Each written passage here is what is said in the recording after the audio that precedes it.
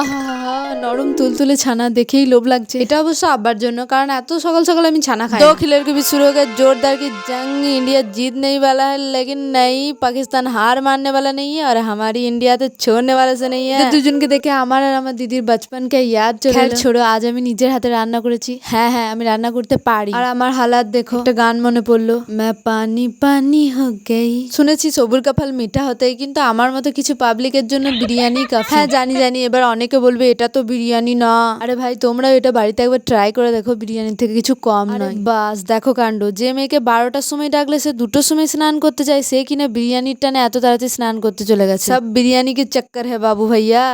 Finally সব কাজ সেরে এবার খেতে বসবো। কেমন ধোয়া ছাড়ছে দেখো, পুরো লোভনীয় ব্যাপার। এই যে চালটা ব্যবহার করা হয়েছে, এটাকে সরু চাল বলে। এটার স্মেলটা এতটা সুন্দর, রান্না করতে করতে অর্ধেক পেট ভরে যায়। নিজে রান্না করেছে বলে বলছি না, জাস্ট দারুণ হয়েছে, পুরো চুমু।